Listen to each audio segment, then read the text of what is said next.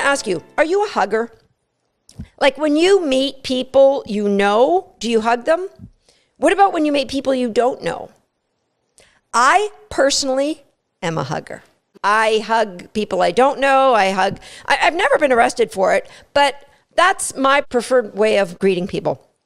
Far, far prefer it over shaking hands. Now, I know there is several of my friends that, if they're listening to this, are squirming in their seats because they do not want to be hugged. Now that you know that, it's a personal choice. Dogs are very similar, but there's a universal rule about dogs, and it goes back to pressure and that bubble. So if you assume there is a bubble between you and any dog you are interacting with, an air bubble. I'll give you an example in the sport of dog agility, where I have won many gold medals at world championships. So I know a thing to do about dog agility. When you step towards a dog, you are putting pressure on that dog. You don't have to touch them. It doesn't come from a history of ever touching them, but the dog immediately moves away from that pressure. Just leaning in will have the dog move away.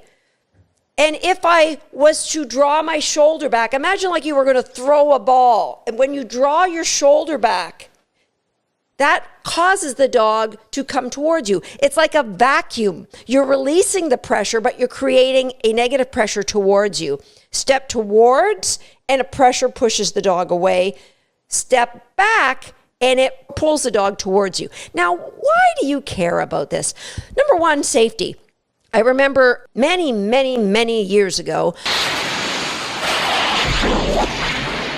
I had a little mixed breed puppy, Jack Russell and Border Collie. She was a young puppy, and John and I were in our RV, and we took a 44-hour trip down to Arizona. Now, this little puppy, I think she was maybe 4 months old at the time. It was decaf. I went into the store to shop, as I do, you know. And so John thought he would be a good guy and he'd take the puppy out for a walk. Now, this big mall was right on the side of a highway. I got back in the motorhome and John is sitting in the driver's seat, and I was all cheery about telling him what I got. He said, "Let's just go."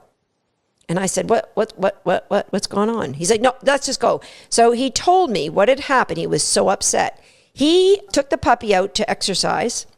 She had been cooped up in this motorhome for, we did things at night, but it was a long trip down to Arizona. She was super excited, bouncing around, and the buckle on her collar opened. This little puppy had freedom and took off towards the highway. And John started trying to chase her, but this puppy was fast. And he remembered the games that I play.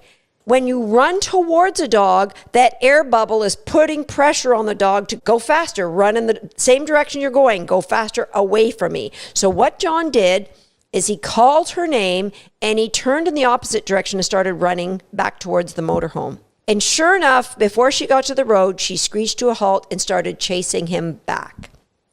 That's how pressure works. Yet, so many people, even if they know it intuitively, even if they have heard it before, the first instinct is to lunge for a dog, to grab if they're getting away. It's to chase a dog down.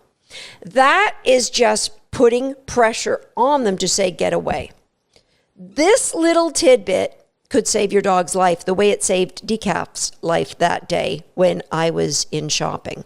So be respectful of that pressure. Now, here's where that pressure also plays a massive role, and that is when a dog greets another human being. Now, let me just say, my dogs love me. And if they were to, let's say, like when John used to pick me up at the airport, occasionally he'd take a dog, and as soon as the dog saw me, they'd get all wiggly, and when I'd get close, they would choose to close the pressure and jump all over me, which of course I let them do.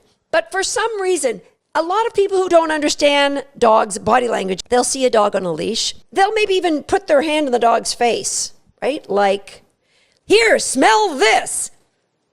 There's this fictional world where somebody said, oh yeah, let the dog smell you and then you can maul them. It doesn't work that way because some dogs are very personal about who they let touch them. They let their people touch them. And guess what? Dogs don't have to be friendly to you. Stroking a dog, scratching them behind the ear, is an intimate act that you may not be privileged to.